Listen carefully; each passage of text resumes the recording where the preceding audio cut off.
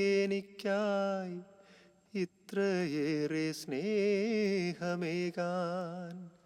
അടിയനിൽ യോഗ്യതയായി എന്തു കണ്ടു നീ.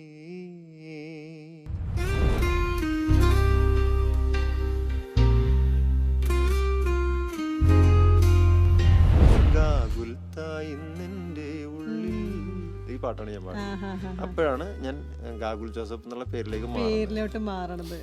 അങ്ങനെയാണ് ഗാഗുൽ ജോസഫ്.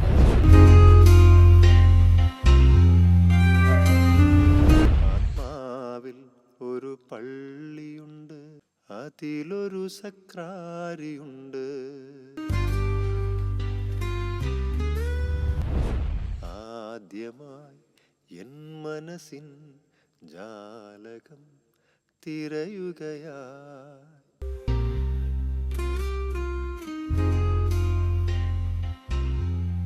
സ്വാഗതം MC ഡിജിറ്റലിലേക്ക്. ഇന്നത്തെ നമ്മുടെ ഗസ്റ്റ് ഒരുപാട് ക്രിസ്ത്യൻ ഡിവോഷണൽ സോങ്സ് നമുക്ക് സമ്മാനിച്ചു തന്ന ഗാഗുൽ ജോസഫാണ്. നമുക്ക് ഗാഗുൽ ജോസഫിനെ പരിചയപ്പെടാം. നമസ്കാരം ചേട്ടാ. നമസ്കാരം. ഈ ഗാഗുൽ ജോസഫ് എന്നൊക്കെ പറയുമ്പോൾ എനിക്കൊരു വെറൈറ്റി പേരായിട്ടാണ് തോന്നിയത്. ആക്ച്വലി എൻ്റെ പേര് ജോസഫ് എന്നാണ്. ജോസഫ് സക്കറിയ എന്നാണ് എൻ്റെ ഒഫീഷ്യൽ നെയിം. ആക്ച്വലി അതിന്ന് എങ്ങനെ ഈ ഗാഗുലിലോട്ട് വന്നത്? അത് ഞാൻ ആദ്യമായിട്ട് പാടിയത് അത് കാസറ്റിൽ, അല്ലെങ്കിൽ അന്ന് കാസറ്റ് കാലഘട്ടമായിരുന്നു, 98 കാലഘട്ടം. അപ്പൊ ഞാനൊരു കാസറ്റിൽ ഫസ്റ്റ് പാടിയ ഒരു പാട്ടാണ് ഗാഗുൽത്താ ഇന്നെൻ്റെ ഉള്ളിൽ എന്ന് പറയുന്നത്. അപ്പൊ ഈ പാട്ടിന്റെ റെക്കോർഡിങ് കഴിഞ്ഞപ്പോൾ അതിനകത്ത് പേര് വെക്കണമല്ലോ. അപ്പം അങ്ങനെ പേര് വെക്കാൻ വേണ്ടിയിട്ട് എൻ്റെ പേര് ജോസഫ് എന്ന് കണ്ടപ്പോൾ അതിൻ്റെ ഒരു തദൈവ അരവിന്ദത്ത് എന്ന് പറയുന്ന അച്ഛനാണ് എൻ്റെ ലിറിക്സ് ചെയ്തിരിക്കുന്നത്. അച്ഛൻ പറഞ്ഞ ആ പേര് ജോസഫ് എന്ന് പറയുന്ന കോമൺ നെയിമാണ്. സോ അതൊന്ന് ചേഞ്ച് ചെയ്താൽ നന്നായിരിക്കും, വെറൈറ്റി. അങ്ങനെയാണ് അച്ഛൻ സജസ്റ്റ് ചെയ്താണ് ഇങ്ങനെ ഗാഗുൽ ജോസഫ് എന്ന് പറയുന്നത്. ശരിക്കും ജോസഫ് മാത്രമാണ്, അതിന് മുന്നിലൊന്നും ഇല്ല. ജോസഫ് PS അല്ലെങ്കിൽ സക്കറിയ, അങ്ങനെയാണ് എൻ്റെ ഒഫീഷ്യലി കിടക്കുന്ന ജോസഫ് സക്കറിയ എന്നാണ് പാസ്പോർട്ടും മറ്റുള്ള കാര്യങ്ങളിലൊക്കെ കിടക്കുന്നത്. അപ്പം അങ്ങനെയാണ് എൻ്റെ പേര് ഗാഗുൽ ജോസഫ് എന്നുള്ള രീതിയിലേക്ക് മാറിയത്. ഇപ്പോൾ ആളുകൾ അറിയുന്ന പോലെ ഗാഗുൽ എന്ന് പറയുന്ന, ഇപ്പോൾ ജോസഫ് എന്നൊക്കെ വിളിക്കാൻ ബുദ്ധിമുട്ടായതുകൊണ്ട് ആളുകൾ ഗാഗുലിന് ഷോർട്ട് ചെയ്ത് വിളിക്കും. ഗോകുൽ എന്നൊക്കെ പറഞ്ഞ പോലെ ഗോകുലിന്റെ ഗോനെ ഗായാക്കി. അതെ അതെ അതെ. ചേട്ടൻ എനിക്ക് തോന്നുന്നു മോർ ദാൻ 25 years ആയില്ലേ ഇൻഡസ്ട്രിയിൽ വന്നിട്ട്? ഇപ്പം എത്ര വർഷമായിട്ടുണ്ടാവും? ഞാൻ 98 എൻ്റെ ഫസ്റ്റ് കാസറ്റ് വർക്ക് നടക്കുന്നത്. കാസറ്റ് അതിനുശേഷം ഇപ്പോഴും കണ്ടിന്യൂ ചെയ്ത് പോകുന്നു. ഒരു മോർ ദാൻ 30 years ഒക്കെ ആയിട്ടുണ്ടാവും അല്ലേ? ഏകദേശം. കണ്ടാ പറയില്ലെന്ന് മാത്രമേ ഉള്ളൂ. അതെ അതെ, കണ്ട. അങ്ങനെ അബദ്ധത്തിൽ വന്നൊരു പാട്ടാണത്. പിന്നെ അങ്ങനെ ഓട്ടോമാറ്റിക്കലി ഇങ്ങനെ ഇത്രയും വർഷം ഞാനിങ്ങനെ സസ്റ്റെയിൻ ചെയ്ത് പോയി. ദൈവത്തിന്റെ കൃപ കൊണ്ട് അങ്ങനെ പോകുന്നു. കുറച്ച് പാട്ടുകൾ പാടാൻ സാധിച്ചു എന്ന് പറയുന്നത് വലിയ അച്ചീവ്മെന്റ് ആണ് എൻ്റെ ജീവിതത്തിൽ തന്നെ. കാരണം എന്നേക്കാൾ നന്നായിട്ട് പാടുന്ന ഒത്തിരി ആളുകളുണ്ടായിരുന്നു. ഞാൻ എൻ്റെ കൂടെ പഠിക്കുന്ന സമയത്താണെങ്കിലും, ഞാൻ മ്യൂസിക് പഠിക്കുന്ന സമയത്താണെങ്കിലും, ഞാൻ പാട്ടുമായിട്ട് ബന്ധപ്പെട്ട് പല സ്ഥലത്ത് പോകുമ്പോഴും എന്നേക്കാൾ നന്നായിട്ട് പാടുന്ന പാട്ടുകാരൊക്കെ ഉണ്ടായിരുന്നു. ഇപ്പോഴും ഉണ്ട്, നല്ല പാട്ടുകാരൊക്കെ ഉണ്ട്. പക്ഷെ എന്നെ സംബന്ധിച്ച് ഞാൻ ഇത്രയും പാട്ടുകൾ പാടിയെന്ന് തന്നെ പറയുന്നതാണ് എനിക്ക് വലിയ അച്ചീവ്മെന്റ്. അതൊരു അവാർഡ് പോലെ അല്ലേ? അതെ അതെ. ചെറുപ്പം മുതൽക്ക് എത്ര ഏത് വയസ്സിലാണ് പാട്ട്? ഞാൻ സ്കൂളിൽ പഠിക്കുന്ന കാലത്താണ് ഞാൻ പാടാൻ തുടങ്ങിയത്. ഒരു 5ാം ക്ലാസ്സിലൊക്കെ വെച്ചാണ് ഞാൻ പാടുന്നത്. പാട്ട് പഠിക്കുന്നത് ഒരു 6ാം ക്ലാസ്സൊക്കെ 5ാം ക്ലാസ്സിൽ വെച്ചാണ് ഞാൻ ബൈ ചാൻസിൽ പാടി തുടങ്ങിയത്. അതിനുശേഷം പിന്നെ അങ്ങനെ സീരിയസ് ആയിട്ട് അങ്ങനെ പാട്ടിനെ അങ്ങനെ അപ്രോച്ച് ചെയ്തിട്ടില്ല. വീട്ടിൽ എൻ്റെ അമ്മച്ചിയുടെ ആങ്ങള CO ആൻഡോ എന്ന് പറയുന്ന പാട്ടുകാരുണ്ട്, പഴയ പാട്ടുകാരൻ. ദാസേട്ടൻ്റെ കാലഘട്ടത്തിന് ഒരു പാട്ടുകാരനാണ്. ഒത്തിരി പാട്ടുകളൊക്കെ പാടിയിട്ടുണ്ട്. എന്തിനു പാഴ്ശ്രുതി, മധുരിക്ക് ഓർമ്മകള്, വീടിന് പെൺമണി വിളക്ക്, അങ്ങനെ ഒത്തിരി പാട്ടുകളൊക്കെ പാടിയിട്ടുണ്ട്. അപ്പൊ അങ്ങനത്തെ ഒരു പാരമ്പര്യം എൻ്റെ അമ്മ വഴി എനിക്കുണ്ട്. അപ്പൊ അമ്മച്ചി തന്നിട്ട് പാടും. അമ്മച്ചിയാണ് എൻ്റെ ആദ്യത്തെ ഗുരു. ചെറിയ കാലഘട്ടങ്ങളിൽ ഈ 5ാം ക്ലാസ്സിലൊക്കെ പഠിക്കുന്ന സമയത്ത് ഞാൻ പാടും എന്നുള്ള പോലും അമ്മക്കറിയാൻ പാടില്ല. അത് വെറുതെ ആയിരിക്കും, കാരണം അമ്മയുടെ ഒരു ടാലന്റ് എന്താണെങ്കിലും മക്കളെ നമ്മളങ്ങനെ സീരിയസ് ആയിട്ട് അപ്രോച്ച് ചെയ്തിട്ടില്ല. നമ്മളുടെ കാലഘട്ടം എന്ന് പറഞ്ഞാൽ അങ്ങനെയാണ്. അവിടെ വീട്ടില് സ്കൂളിൽ ഒരു കോമ്പറ്റീഷൻ വന്നു. നിങ്ങൾ എത്ര പേരാണ് വീട്ടിൽ? ഞങ്ങൾ 4 പേരായിരുന്നു. ഇപ്പൊ 3 പേരേ ഉള്ളൂ. മൂത്ത ആള് ചേട്ടനായിരുന്നു. ചേട്ടൻ മരിച്ചുപോയി. അത് ചെറുതിൽ തന്നെ മരിച്ചുപോയതാണ്. അപ്പൊ ഞാൻ പാടി തുടങ്ങുന്നതിന് മുമ്പേ ചേട്ടൻ മരിച്ചു കേട്ടോ. പുള്ളിക്കാരൻ്റെ കുറെ ബുക്സ് ഒക്കെ ഉണ്ടായിരുന്നു. അതൊക്കെയാണ് ഞാൻ ആ സമയത്തൊക്കെ റെഫർ ചെയ്തിരുന്ന അങ്ങനെ. കാരണം പുള്ളി അത്യാവശ്യം പാട്ടൊക്കെ എഴുതി കുനുകുനാന്നൊക്കെ എഴുതി ബുക്കിലൊക്കെ എഴുതി വെക്കുമായിരുന്നു. അപ്പൊ ഞാനത് അന്ന് ഈ ഹൃദയം ദേവാലയം പിന്നെ അങ്ങനെയുള്ള കുറേ പാട്ടുകളൊക്കെ പുള്ളി എഴുതി വെച്ചിട്ടുണ്ട്. ഇപ്പോഴാണ് ഡയറി എവിടെയോ കാണും.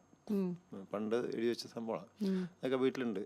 അങ്ങനെയുള്ള കുറേ പാട്ടുകളൊക്കെ പുള്ളി എഴുതി, പുള്ളിക്കാരൻ പാടുന്നത് കേട്ടിട്ടുണ്ട് ഞാൻ ചെറുതിലെ.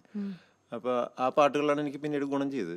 അപ്പം ഞാൻ വീട്ടിലിരുന്ന്, അപ്പോൾ ചേട്ടൻ മരിച്ചതിന് ശേഷം പിന്നെ നമ്മളാണ് വീട്ടിലെ ആള്. അങ്ങനെ ചെറിയ കാലങ്ങളിൽ എൻ്റെ വീട്ടിലിരുന്ന് തന്നെ ഞാൻ പാട്ടൊക്കെ പാടും. ഞങ്ങളുടെ അവിടെ വലിയ പറമ്പുകളും നാട്ടുമ്പുറമാണ്, പക്കാ നാട്ടുമ്പുറമാണ്. മരട് എന്ന് പറയുന്നത് മരടാണ്. ഞാൻ ആക്ച്വലി കടവന്ത്രക്കാരനാണ്. കടവന്ത്രയിൽ നിന്ന് മരട്ടിലേക്ക് പോകുന്നു, പിന്നെ മരട്ടിൽ തന്നെയാണ് താമസം. അപ്പോൾ അവിടെ ഒരു പക്കാ നാട്ടുമ്പുറമാണ്. അപ്പോൾ വീട്ടിൽ അന്ന് കറണ്ടൊന്നും വന്നില്ല, ഞങ്ങളുടെ ഏരിയയിൽ കറണ്ട് വന്നിട്ടില്ല. അപ്പോൾ അവിടെ വിളക്ക് വെച്ചിട്ടാണ്. അപ്പം ഞാൻ കളിയൊക്കെ കഴിഞ്ഞ് വൈകുന്നേരം വന്നു കഴിയുമ്പോൾ വിളക്ക് കത്തിച്ച് വെച്ച് ഈ ബുക്കൊക്കെ നിരത്തി വെച്ചിട്ട് ഒരു പാട്ട് പാടുന്ന പരിപാടിയൊക്കെ ഉണ്ടാവും. അപ്പം അന്നൊന്നും പറഞ്ഞില്ല, സീരിയസ് ആയിട്ട് അങ്ങനെ അപ്രോച്ച് ചെയ്യേണ്ട ആവശ്യം വന്നിട്ടില്ല. അന്ന് പാടുന്നത് പണ്ടത്തെ പാട്ടുകൾ, അതായത് ചേട്ടൻ എഴുതി വെച്ചേക്കുന്ന കുറെ പാട്ടുകൾ, അതായത് സായുജ്യത്തിലെ പാട്ട്, പിന്നെ പഴയ ജയന്റെ സിനിമ, ജയന്റെ ഭയങ്കര ഫാനാണ്. അപ്പൊ ജയന്റെ ഫാൻ എന്ന് വെച്ചാൽ പുള്ളിക്കാരൻ അതൊക്കെ അങ്ങനെയുള്ള കുറെ പാട്ടുകളും സിനിമകളൊക്കെ ഭയങ്കര ഇഷ്ടമായിരുന്നു.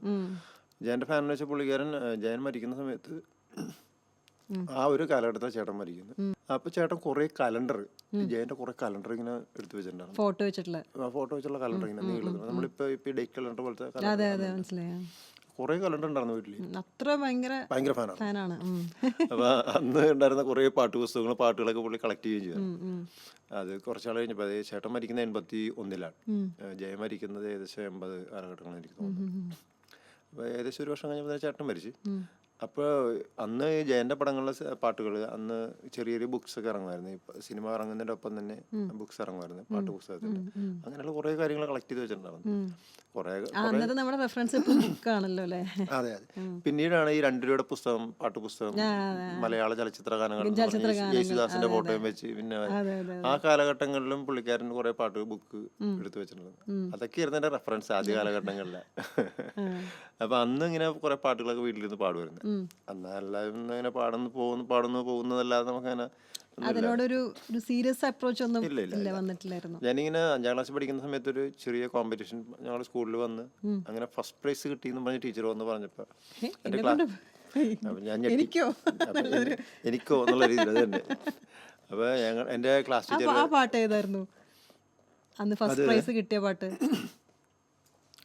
അത് നായക ജീവദായക ഇങ്ങനത്തെ ഒരു പാട്ടായിരുന്നു.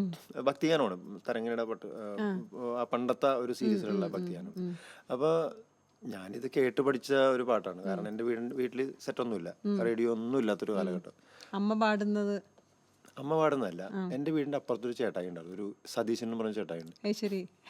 പുള്ളിക്കാരൻ്റെ ഒരു പ്രത്യേകത എന്ന് വെച്ചിട്ടുണ്ടെങ്കിൽ പുതിയ കാസറ്റ്സ് എന്തിറങ്ങിയാലും അപ്പം തന്നെ മേടിക്കും. പിന്നെ തരംഗിണിയുടെ ഭക്തിഗാനങ്ങളുടെ കാസറ്റിന്റെ എല്ലാ കളക്ഷനും, ആ കാലഘട്ടങ്ങളിലുള്ള എല്ലാ കളക്ഷനും പുള്ളി എടുത്തിട്ടുണ്ട്. അപ്പോൾ ഒരു ക്രിസ്മസോ ഈസ്റ്ററോ ഒക്കെ വരുമ്പോഴാണ് ഈ തരംഗിണിയുടെ പാട്ടുകൾ റിലീസാകുന്നത്. ഇപ്പൊ നമുക്ക് എല്ലാ ആഴ്ചയിലും പാട്ടുകൾ ഇറങ്ങുന്ന പോലെയല്ല. അപ്പൊ ഈ പാട്ടുകൾ എന്നും പ്ലേ ചെയ്യും. അത് ഇന്നിപ്പോ ആൾക്കാര് പാട്ട് കേൾക്കുന്നത് വീട്ടിൽ ഉള്ള ആരൊക്കെ എന്തൊക്കെ പാട്ട് കേൾക്കണമെന്ന് നമുക്കറിയില്ല. സത്യം. പണ്ട് അങ്ങനെയല്ല. ഒരു കാസറ്റ് ആരെങ്കിലും മേടിച്ചിട്ടുണ്ടെങ്കിൽ അവിടെ ആ കാസറ്റ് വാങ്ങിച്ചിട്ടുണ്ടെന്ന് ആ പരിസരത്തിലെ മുഴുവൻ ആളുകൾ അറിയും. സത്യം. ആ ഒരു കാസറ്റിലെ പാട്ട് കൊണ്ട് അവിടുത്തെ ആ പരിസരത്തിലെ എല്ലാവരും പാട്ട് പഠിക്കും. കാരണം ഡെയിലി അത് തന്നെയാണല്ലോ. അങ്ങനെയാണ് ഞാനും പാട്ട് പഠിച്ചത്. അങ്ങനെ ആ പഠിച്ച പാട്ടാണ്. അപ്പൊ എന്നോട് ഞാനിങ്ങനെ ജസ്റ്റ് അവിടെ ചെന്ന് കോമ്പറ്റീഷൻ നടക്കാൻ അവിടെ ചെന്ന് നിന്നാണ്. അപ്പൊ കൂടെ നിന്ന കുറെ ആൾക്കാർ നമ്മളെ പിടിച്ച് തള്ളി പറഞ്ഞു, അവൻ പാട്ട് പാടാൻ വേണ്ടി വന്നേക്കാണ് പറഞ്ഞ് നിർബന്ധിച്ച് കയറ്റിയിരുത്തിയതാണ്. ഏയ് നമ്മങ്ങനെ പാടാൻ പരിപാടി സ്കൂളിലെ കാര്യങ്ങൾ പാടാൻ നിൽക്കണ്ടേ, പാടിയാൽ തന്നെ നമ്മളെ സമ്മതിക്കില്ല. ശരിയായില്ല, അവിടെ ശരിയായില്ല, ഇവിടെ ശരിയല്ല, അങ്ങനത്തെ ഒരു. അങ്ങനെ ഞാൻ ചെന്ന് ബൈ ചാൻസ് ചെന്ന് പാടിയതാ. അപ്പൊ എന്റെ ക്ലാസ് ടീച്ചർ ബോളി എന്ന് പറഞ്ഞ ടീച്ചറാണ്. അപ്പോൾ ടീച്ചർ എന്നോട് ക്ലാസ് കഴിയാറായി പോയി. ഈവനിങ്ങിൽ എന്നോട് പറഞ്ഞു, ജോസഫിന് ലൈറ്റ് മ്യൂസിക്കിന് ഫസ്റ്റ് ഉണ്ട് കേട്ടോ. ഞാൻ ഞെട്ടി. അങ്ങനെയാണ് ഞാൻ ഒരു പാട്ടുകാരനായി എന്നുള്ള തോന്നൽ എനിക്ക് വന്നത്. പാട്ട് പാടിയ ഫസ്റ്റ് ആയോ?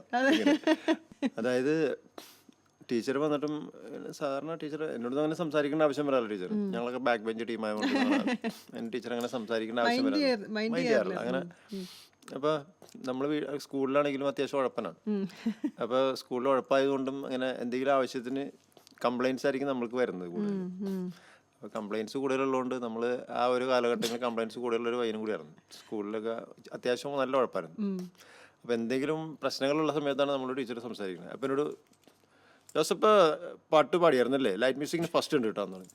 ഞാൻ പറഞ്ഞു, ദൈവമേ അങ്ങനെയൊക്കെ സംഭവിച്ച അങ്ങനെയാണ് എനിക്ക് പ്രൈസ് കിട്ടിയെന്ന് പറയുന്നത്.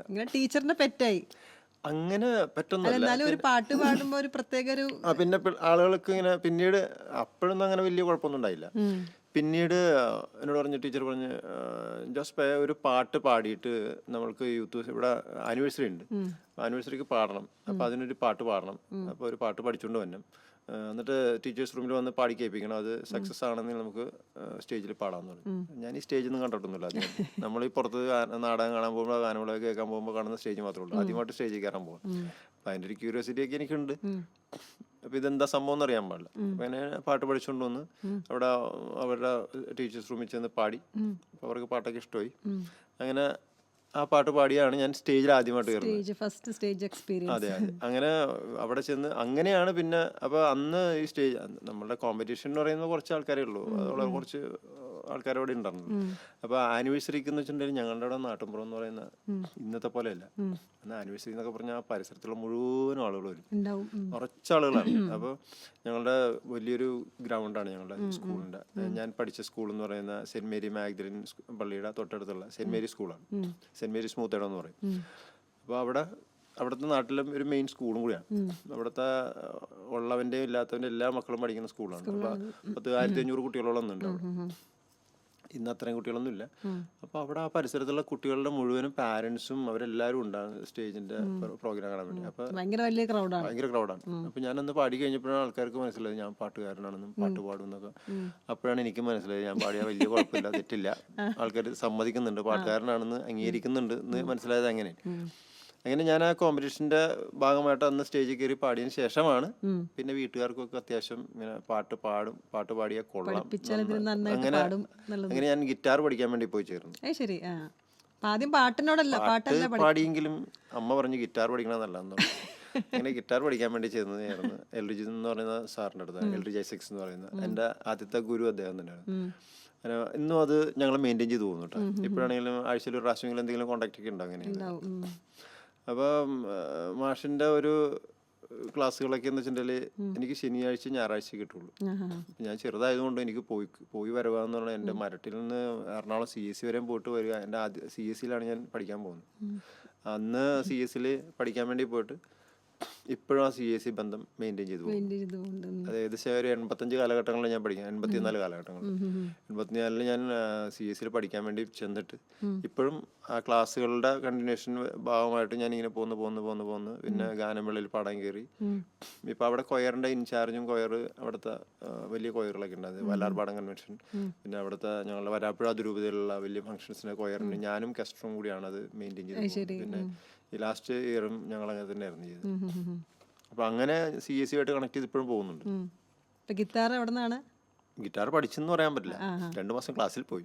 അത് കഴിഞ്ഞിട്ട് പിന്നെ എനിക്ക് ഇങ്ങനെ പിടിക്കാനായിട്ടേ ഞാൻ ഇച്ചിരി ഉള്ളേ 4 പോലത്തെ ഒരു മനുഷ്യനായിരുന്നു, കുഞ്ഞായിരുന്നു. അപ്പൊ ഈ ഗിറ്റാർ പിടിക്കുക എന്ന് പറയുന്നത് ഭയങ്കര ടാസ്ക്കാണ്. ആകെ ഒരു ഗിറ്റാറേ ഉള്ളു, ചെറിയ ഗിറ്റാർ. അപ്പൊ അതിന് ഭയങ്കര തിരക്കാണ്, ബുക്കിംഗ് ആണ് അവിടെ ചെല്ലുമ്പോ. അപ്പൊ ഞാൻ ചെല്ലുമ്പോ വേറെ ആരെങ്കിലും എടുത്തിട്ടുണ്ടാവും. അതൊരു 10 മിനിറ്റ് ഇങ്ങനെ വായിക്കാൻ കിട്ടും, പിന്നെ അതങ്ങോട്ട് പോകും. പിന്നെ കറങ്ങി തിരിഞ്ഞ് നമ്മൾ എല്ലാവരും പോകാൻ വേണ്ടി കാത്തിരിക്കണം ഇത് കിട്ടാൻ വേണ്ടിട്ട്. അപ്പൊ 2 മാസം ക്ലാസ് കഴിഞ്ഞപ്പോ വെക്കേഷൻ ആയിരുന്നു. ഈ ഏപ്രിൽ മെയ് വെക്കേഷൻ കഴിഞ്ഞ പിന്നെ ഈ ക്ലാസ്സിൽ പോകാനുള്ള ബുദ്ധിമുട്ട്. ശനി ഞായറൊക്കെ കഴിഞ്ഞ് പിന്നെ ക്ലാസ് ടൈം കഴിഞ്ഞിട്ടുണ്ടെങ്കിൽ പിന്നെ ഇട ദിവസങ്ങളിലായി ക്ലാസ്. അങ്ങനെ വന്നു കഴിഞ്ഞപ്പോൾ ക്ലാസ് ബ്രേക്കായി, പിന്നെ പതിയെ നിർത്തി. പിറ്റേ വർഷം അത് ഞാൻ മ്യൂസിക് പഠിക്കാൻ വേണ്ടി കയറി. ട്രീസ എന്ന് പറഞ്ഞ ടീച്ചറായിരുന്നു, CSC തന്നെ, കർണാട്ടിക് മ്യൂസിക് പഠിക്കാൻ വേണ്ടിയിട്ട്. അപ്പോൾ അങ്ങനെ ട്രീസ ടീച്ചറിൻ്റെ ക്ലാസ്സിലാണ് പിന്നീട് കയറുന്നത്. അതിങ്ങനെ വർഷങ്ങളോളം അവിടെ തന്നെ ഉണ്ടായിരുന്നു. പിന്നെ ഇടയ്ക്ക് വെച്ച് ഒന്ന് ബ്രേക്കായി. ഞാൻ 10ാം ക്ലാസ് കഴിഞ്ഞപ്പോൾ എൻ്റെ പഠനമൊക്കെ നിന്ന് പോയി. അപ്പം ഞാൻ പണിക്ക് പോയി, മരപ്പണിക്കാണ് പോയത്. അങ്ങനെ ഒരു 3-4 വർഷത്തോളം മരപ്പണിയായിട്ട് ബന്ധപ്പെട്ട് ഇങ്ങനെ പോണായിരുന്നു. അപ്പോൾ ഈ ഒരു അവസ്ഥയിൽ പിന്നെ പാട്ട് ഒന്നുമില്ല, ഫുൾ ബ്ലാങ്ക്. ഓ അത് ശരി, അവിടെ നിർത്തി. അവിടെ വെച്ച് നിർത്തി. പാട്ടും ഇല്ല, ഒന്നുമില്ല, മത്സരങ്ങളില്ല. സ്കൂളിലൊക്കെ പഠിക്കുന്ന സമയത്ത് നമുക്ക് എല്ലാ വർഷവും ഇങ്ങനെ കോമ്പറ്റീഷൻസ് ഉണ്ടാകും, യൂത്ത് ഫെസ്റ്റിവൽ അത് കിട്ടുക അങ്ങനെ. പക്ഷെ ഈ ഒരു ടച്ച് വിട്ടു. എല്ലാം പോയി. ഈ 4 വർഷം എന്ന് പറയുന്നത് പാട്ടുമായിട്ട് യാതൊരു ബന്ധമില്ല എന്ന് തന്നെ പറയാം. വല്ലപ്പോഴും പാട്ട് കേൾക്കുന്നു, കാണുന്നു, പോകുന്നു, അത്രേ ഉള്ളൂ. അത്രേ ഉള്ളൂ. അല്ലാതെ നമുക്ക് അങ്ങനെ പാട്ട് പാടാനുള്ള ചാൻസുകളോ ഇന്നൊക്കെ എന്തോരം ചാൻസ്. ഇപ്പൊ ഞാൻ എപ്പോഴും പറയും, നിങ്ങളിപ്പോ ഭയങ്കര ഭാഗ്യവാന്മാരാണ്. പണ്ട് ഞങ്ങളൊരു ചാൻസ് എന്ന് പറഞ്ഞത് എവിടെയെങ്കിലും കോമ്പറ്റീഷൻ ഉണ്ടാകണം. കോമ്പറ്റീഷൻ ഉണ്ടെങ്കിൽ നമ്മളത് കാശ് കൊടുത്ത് പേര് രജിസ്റ്റർ ചെയ്തതിന് ശേഷം അതിനകത്ത് ഒന്ന് പാടാനുള്ള അവസരം കിട്ടുക എന്ന് പറഞ്ഞാൽ അത് എല്ലായിടത്തും ഒന്നും കോമ്പറ്റീഷൻ ഉണ്ടാവും. അതൊക്കെ വലിയ ബുദ്ധിമുട്ടാണ്. പിന്നെ എന്തെങ്കിലും പ്രോഗ്രാം ഒക്കെ വരുമ്പോൾ നമ്മൾ അവിടേക്ക് ഒന്ന് പാടാൻ വേണ്ടി ചെന്നിട്ടുണ്ടെങ്കിൽ അത് കമ്മിറ്റിക്കാരെല്ലാവരും കൈകാലം പിടിക്കണം. ഇന്നിപ്പോ അങ്ങനെയൊന്നുമല്ല. ഇന്നിപ്പോ പാടണം തോന്നി കഴിഞ്ഞപ്പോ തന്നെ അവര് ഫോൺ എടുത്ത് പാടുന്നു, യൂട്യൂബിൽ പോസ്റ്റ് ചെയ്യുന്നു, അല്ലെങ്കിൽ ഫേസ്ബുക്കിൽ പോസ്റ്റ് ചെയ്യുന്നു, സ്മൂള് അത് ഇത് ഇങ്ങനെ കുറെ പ്ലാറ്റ്ഫോംസ് ഉണ്ട്. ഞാൻ പറയും നിങ്ങളൊക്കെ ഭയങ്കര ഭാഗ്യവാന്മാരാ. ഞങ്ങളുടെ കാലഘട്ടം ഒന്നും ഉണ്ടായിരുന്നു. ഞങ്ങൾ ഒത്തിരി കഷ്ടപ്പെട്ടാണ്. 4 വർഷത്തെ ബ്രേക്ക്, 4 വർഷം. അതെ. പിന്നെ ഞാൻ ഞങ്ങളുടെ അവിടെ ഒരു മാർട്ടിൻപുരം പള്ളിയുണ്ട് എൻ്റെ വീടിൻ്റെ അടുത്ത് തന്നെ. അപ്പോൾ അവിടെ ഒരു ഗാനമേള വന്ന്, ഭക്തി ഗാനമേള, നോർമൽ ഗാനമേള. അപ്പോൾ ഗാനമേള വന്ന് അതിനു മുൻപ് തന്നെ ഞങ്ങളുടെ സ്കൂളിൻ്റെ ഒരു ജൂബിലി വന്ന്, സ്കൂളിൻ്റെ, ഞാൻ പഠിച്ച സ്കൂളിൻ്റെ ജൂബിലി വന്നു. അപ്പം ഞങ്ങളൊക്കെ പിന്നീട് മറ്റേ പൂർവ്വ വിദ്യാർത്ഥികളായി. അപ്പം ഞാനിങ്ങനെ പാട്ടൊക്കെ പാടി സ്കൂളിൽ നടന്നേച്ചുകൊണ്ട് അവിടുത്തെ ടീച്ചേഴ്സിനൊക്കെ അറിയാം. ടീച്ചേഴ്സ് പറഞ്ഞ് ഗാനമേളയിൽ ജോസഫൊക്കെ പാടണം കേട്ടോ. അങ്ങനെ ഒരു മീറ്റിംഗ് എന്തോ വിളിച്ച് ഞാനും ചെന്ന് അങ്ങനെ ഒരു പാട്ട് ഞാനും പാടി. അതാണ് പിന്നീട് ഞാൻ പാട്ടിലേക്ക് വരാനുള്ള കാരണം. അത് ആ ഒരു അന്ന് പാടിയത് സിനിമ പാട്ട് തന്നെയാണ് പാടിയത്. അന്ന് ഏതാണ് പാടിയത് ഞാൻ ഓർക്കണില്ല. ആ പാട്ട് പാടി. പിന്നെ അതിനുശേഷം ആ ഗാനമേള തന്നെ അന്ന് അവിടെ നടത്തിയ അവിടുത്തെ കുറച്ച് ചേട്ടന്മാരൊക്കെ ഉണ്ടായിരുന്നു. ആ ചേട്ടന്മാര് ഈ മാറ്റുമ്പുഴം പള്ളിയിലേക്ക് ഗാനമേള ഒന്ന് മാറ്റി. അപ്പൊ അവിടെ വെച്ചും 2 പാട്ട് പാടേണ്ടി വന്നു.